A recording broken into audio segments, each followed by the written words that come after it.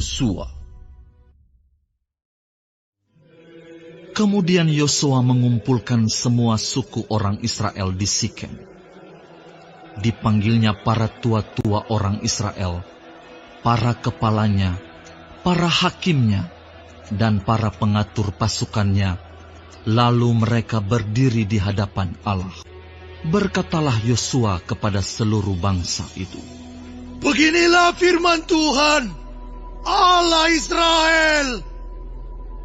Dahulu kala di seberang sungai Efrat, disitulah diam nenek moyangmu, yakni Terah, ayah dan ayah Nahor, dan mereka beribadah kepada Allah lain.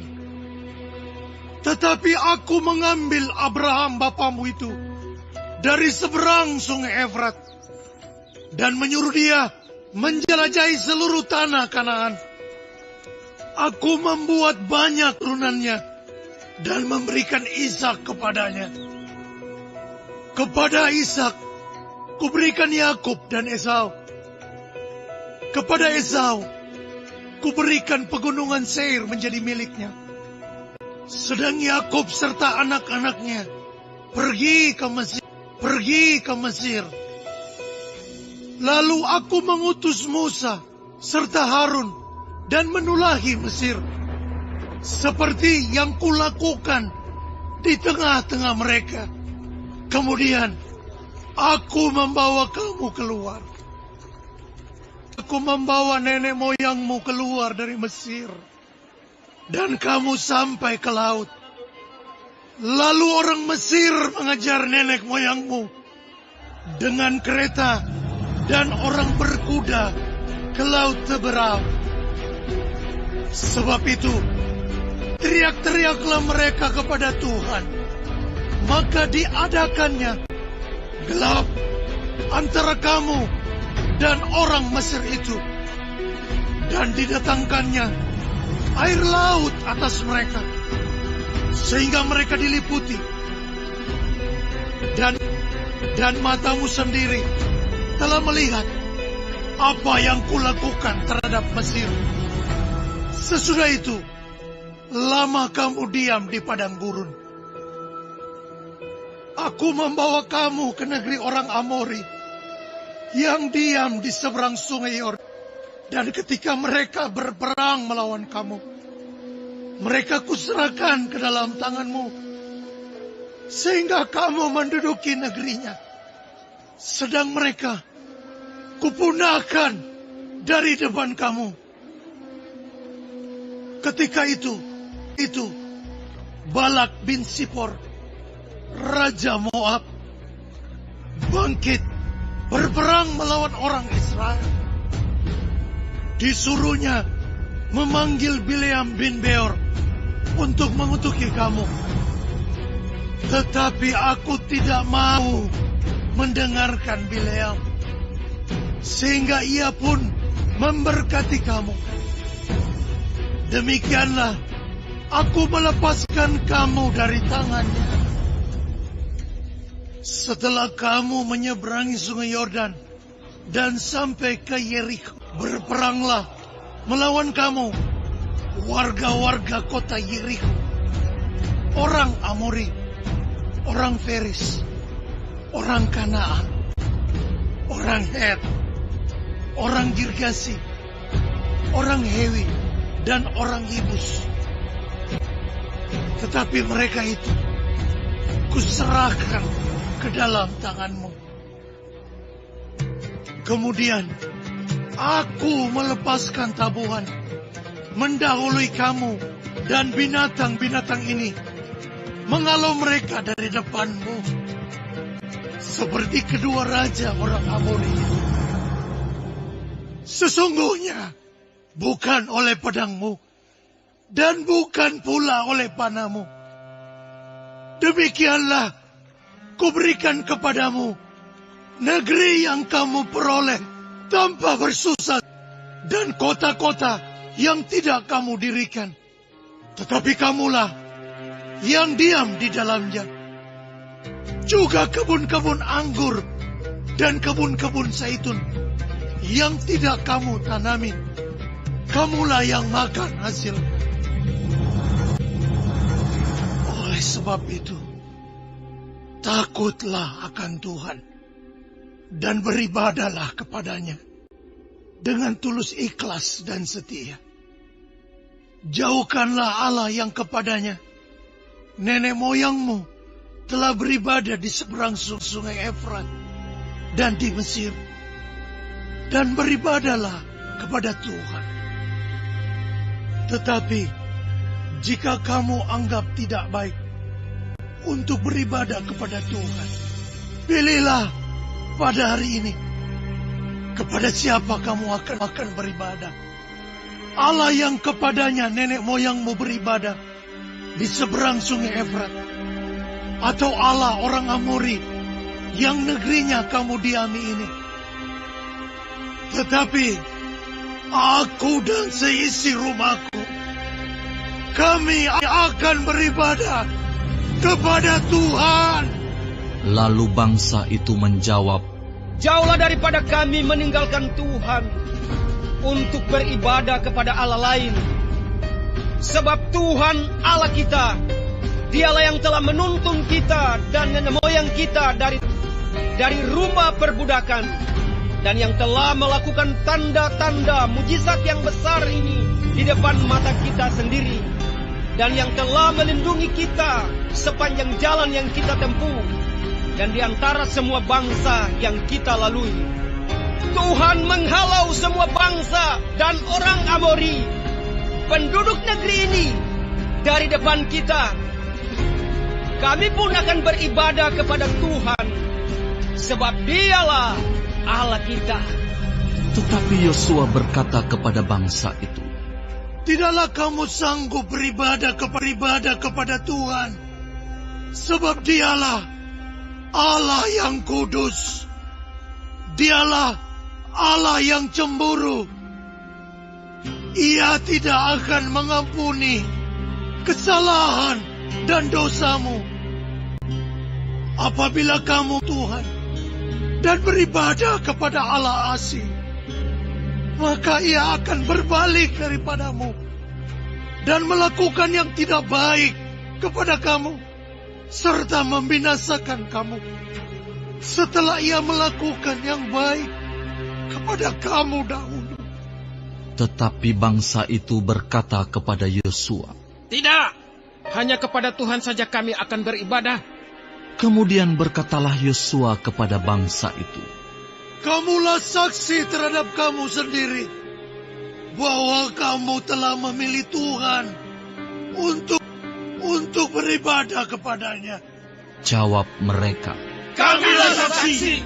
Ia berkata, maka sekarang jauhkanlah Allah asing yang ada di tengah-tengah kamu, dan condongkanlah hatimu kepada Tuhan, Allah Israel. Lalu jawab bangsa itu kepada Yosua, kepada Tuhan, Allah kita, kami akan beribadah, dan firman-Nya akan kami dengarkan. Pada hari itu juga, Yosua mengikat perjanjian dengan bangsa itu, tetapan dan peraturan bagi mereka di Sikem. Yosua menuliskan semuanya itu dalam kitab hukum Allah. Lalu ia mengambil batu yang besar dan mendirikannya di sana, di bawah pohon besar, di tempat kudus Tuhan. Kata Yosua kepada seluruh bangsa itu, sesungguhnya batu inilah akan menjadi saksi terhadap kita, sebab telah didengarnya segala firman Tuhan yang diucapkannya kepada kita. Sebab itu, batu ini akan menjadi saksi terhadap kamu, supaya kamu jangan menyangkal Allahmu. Sesudah itu, Yosua melepas bangsa itu pergi, masing-masing ke milik pusakanya. Dan sesudah peristiwa-peristiwa ini, maka matilah Yosua bin Nun, hamba Tuhan itu, ketika berumur 110 tahun. Lalu ia dikuburkan di daerah milik pusatnya, di Timnat Serah, yang di pegunungan Efraim, di sebelah utara Gunung Gaas. Orang Israel beribadah kepada Tuhan sepanjang zaman Yosua, dan sepanjang zaman para tua-tua yang hidup lebih lama daripada Yosua, dan yang mengenal segenap perbuatan yang dilakukan Tuhan bagi orang Israel. Tulang-tulang Yusuf yang dibawa orang Israel dari Mesir dikuburkan mereka di Sikem, di tanah milik yang dibeli Yakub dengan harga 100 kesita dari anak-anak Hemor, bapa Sikem, dan yang ditentukan bagi Bani Yusuf menjadi milik pusaka mereka.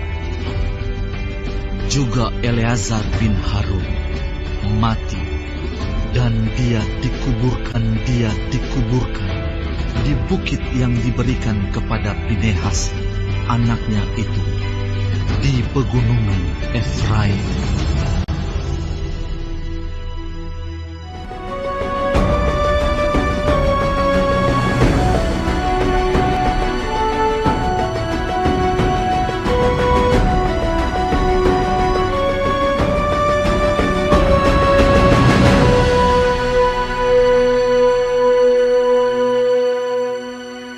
Kitab Hakim-Hakim. Sesudah Yosua mati, orang Israel bertanya kepada Tuhan, "Siapakah daripada kami yang harus lebih dahulu maju menghadapi orang Kanaan untuk berperang melawan mereka?" Firman Tuhan, "Suku Yehudalah yang harus maju. Sesungguhnya telah kuserahkan negeri itu ke dalam tangannya." Lalu berkatalah Yehuda kepada Simeon, saudaranya, "Majulah bersama-sama dengan aku ke bagian yang telah diundikan kepadaku. Dan baiklah kita berperang melawan orang Kanaan. Maka aku pun akan maju bersama-sama dengan engkau ke bagian yang telah diundikan kepadamu." Lalu Simeon maju bersama-sama dengan dia. Maka majulah suku Yehuda, lalu Tuhan menyerahkan orang Kanaan dan orang Feris ke dalam tangan mereka. Dan mereka memukul kalah orang-orang itu dekat Besek, 10.000 orang banyaknya. Di Besek, mereka menjumpai Adoni Besek dan berperang melawan dia. Dan mereka memukul kalah orang Kanaan dan orang Feris.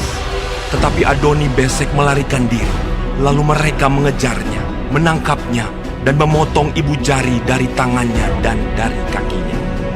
Kata Adoni Besek, "Ada 70 raja dengan terpotong ibu jari tangan dan kakinya, memungut sisa-sisa makanan di bawah meja aku. Sesuai dengan yang kulakukan itu, demikianlah dibalaskan Allah kepadaku." Kemudian ia dibawa ke Yerusalem dan mati di sana. Sesudah itu Bani Yehuda berperang melawan Yerusalem, merebutnya, lalu memukulnya dengan mata pedang dan memusnahkan kota itu dengan api. Kemudian Bani Yehuda maju berperang melawan orang Kanaan yang diam di pegunungan, di tanah Negeb dan di daerah bukit. Lalu suku Yehuda bergerak menyerang orang Kanaan yang diam di Hebron. Nama Hebron dahulu adalah Kiryat Arba, dan memukul kalah Sesai, Ahiman, dan Talmai. Dari sana mereka bergerak menyerang penduduk Debir. Nama Debir dahulu adalah Kiryat Sefer. Berkatalah Kaleb, Siapa yang mengalahkan dan merebut Kiryat Sefer, kepadanya akan kuberikan Aksa anakku menjadi istrinya. Dan Otniel, anak Kenas adik Kaleb, merebut kota itu. Lalu Kaleb memberikan Aksa anaknya kepadanya menjadi istrinya. Ketika perempuan itu tiba, dibujuknya suaminya untuk meminta sebidang ladang kepada ayahnya. Maka turunlah perempuan itu dari keledainya. Lalu berkatalah Kaleb kepadanya, Ada apa? Jawabnya kepadanya, "Berikanlah kepadaku suatu hadiah. Telah kau berikan kepadaku tanah yang gersang. Berikanlah juga kepadaku mata air." Lalu Kaleb memberikan kepadanya mata air yang di hulu dan mata air yang di hilir. Keturunan Hobab ipar Musa, orang Keni itu, maju bersama-sama dengan Bani Yehuda dari kota pohon korma ke padang gurun Yehuda di tanah Negeb dekat Arad. Lalu mereka menetap di antara penduduk di sana. Yehuda maju bersama-sama dengan Simeon, saudaranya itu. Lalu mereka memukul kalah orang Kanaan penduduk Sevar. Mereka menumpas kota itu. Sebab itu, kota itu dinamai Horma.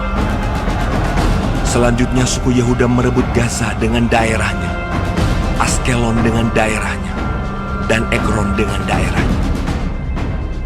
Dan Tuhan menyertai suku Yehuda, sehingga mereka menduduki pegunungan itu. Tetapi mereka tidak dapat menghalau penduduk yang di lembah, sebab orang-orang ini mempunyai kereta-kereta besi. Kepada Kaleb telah diberikan Hebron, seperti yang dikatakan Musa dahulu. Dan dari sana telah dihalaukannya anak-anak yang 3 itu. Tetapi orang Yebus, penduduk kota Yerusalem, tidak dihalau oleh Bani Benyamin. Jadi orang Yebus itu masih diam bersama-sama dengan Bani Benyamin di Yerusalem sampai sekarang. Keturunan Yusuf juga maju menyerang Betel, dan Tuhan menyertai mereka. Keturunan Yusuf menyuruh orang mengintai Betel itu. Nama kota itu dahulu adalah Luz. Ketika pengintai-pengintai itu melihat seorang keluar dari kota itu, maka berkatalah mereka kepadanya, "Tolong, tunjukkan bagaimana kami dapat memasuki kota ini. Maka kami akan memperlakukan engkau sebagai sahabat." Lalu ditunjukkanlah kepada mereka bagaimana mereka dapat memasuki kota itu.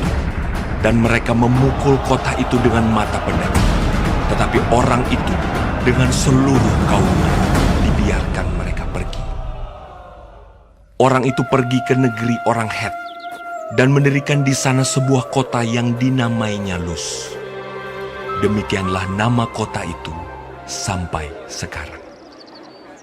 Suku Manasye tidak menghalau penduduk Bet-Sean dan penduduk segala anak kotanya, penduduk Ta'anak dengan segala anak kotanya, penduduk Dor dengan segala anak kotanya, penduduk Yebleam dengan segala anak kotanya, dan penduduk Megiddo dengan segala anak kotanya. Sebab orang Kanaan itu berkeras untuk tetap diam di negeri itu. Setelah orang Israel menjadi kuat, mereka membuat orang Kanaan itu menjadi orang Rodi dan tidak menghalau mereka sama sekali. Suku Efraim pun tidak menghalau orang Kanaan yang diam di Gezer, sehingga orang Kanaan itu tetap diam di tengah-tengah mereka di Gezer. Suku Zebulon tidak menghalau penduduk Kitron dan penduduk Nahalol, sehingga orang Kanaan itu tetap diam di tengah-tengah mereka, walaupun sebagai orang Rodi. Suku Asyer tidak menghalau penduduk Akko, penduduk Sidon serta Ahlab, Akshib, Helba, Afek, dan Rehob. Sehingga orang Asyer itu diam di tengah-tengah orang Kanaan, penduduk asli di negeri itu, sebab orang-orang itu tidak dihalaunya. Suku Naftali tidak menghalau penduduk Bet-Semes dan penduduk Bet-Anak, sehingga mereka diam di tengah-tengah orang Kanaan, penduduk asli di negeri itu. Tetapi penduduk Bet-Semes dan Bet-Anak itu menjadi orang Rodi bagi mereka. Orang Amori mendesak Bani Dan ke sebelah pegunungan dan tidak membiarkan mereka turun ke lembah. Dan orang Amori itu berkeras untuk tetap diam di Harheres, di Ayalon, dan di Saalbim, walaupun mereka mendapat tekanan berat dari keturunan Yusuf, sebab mereka menjadi orang Rodi. Daerah orang Amori itu mulai dari pendakian Akrabim, dari Sela, terus ke atas.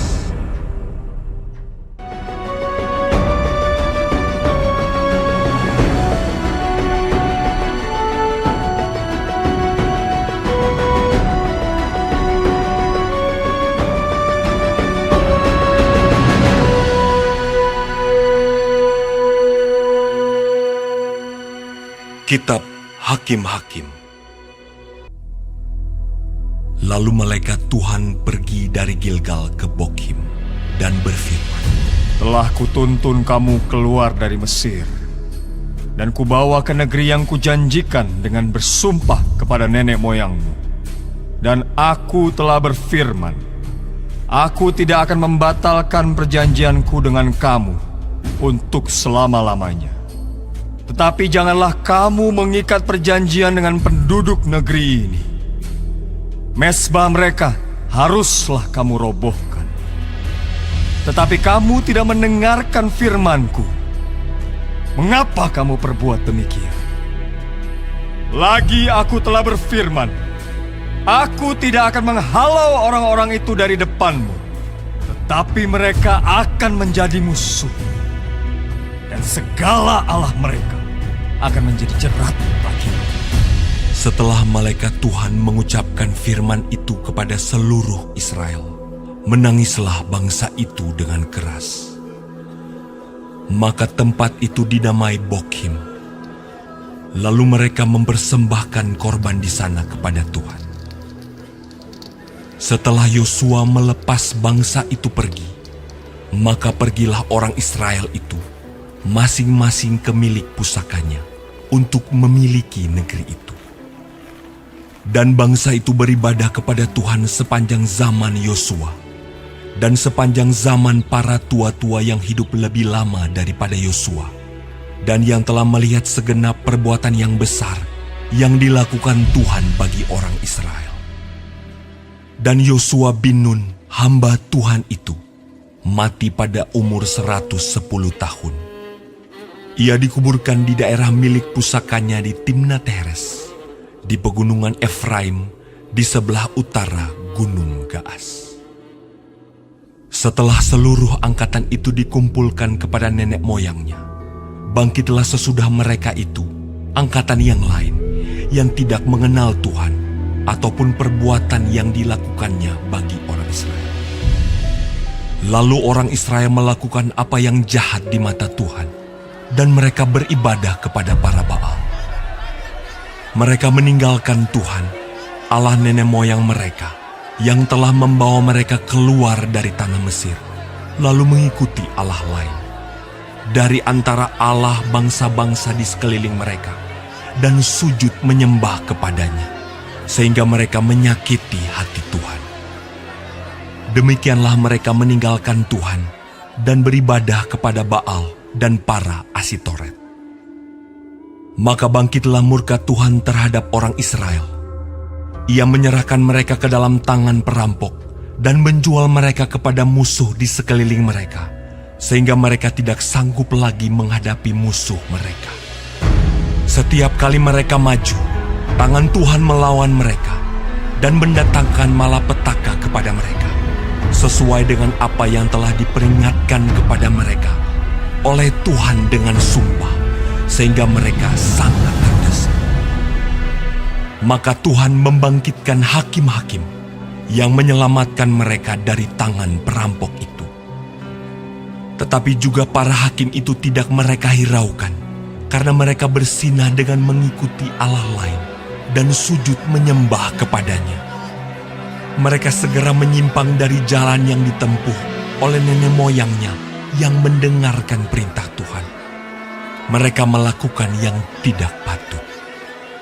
Setiap kali apabila Tuhan membangkitkan seorang hakim bagi mereka, maka Tuhan menyertai hakim itu dan menyelamatkan mereka dari tangan musuh mereka selama hakim itu hidup. Sebab Tuhan berbelas kasihan mendengar rintihan mereka karena orang-orang yang mendesak dan menindas mereka.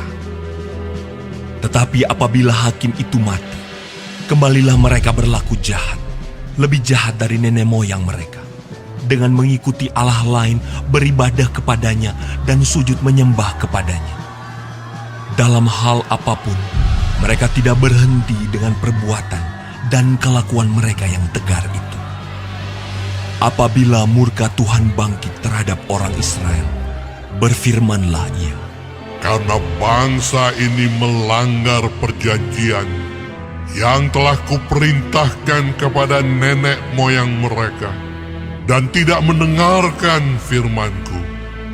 maka aku pun tidak mau menghalau lagi dari depan mereka satu pun dari bangsa-bangsa yang ditinggalkan Yosua pada waktu matinya, supaya dengan perantaraan bangsa-bangsa itu aku mencobai orang Israel, apakah mereka tetap hidup menurut jalan yang ditunjukkan Tuhan, seperti yang dilakukan oleh nenek moyang mereka, atau tidak. Demikianlah Tuhan membiarkan bangsa-bangsa itu tinggal dengan tidak segera menghalau mereka. Mereka tidak diserahkannya ke dalam tangan Yosua.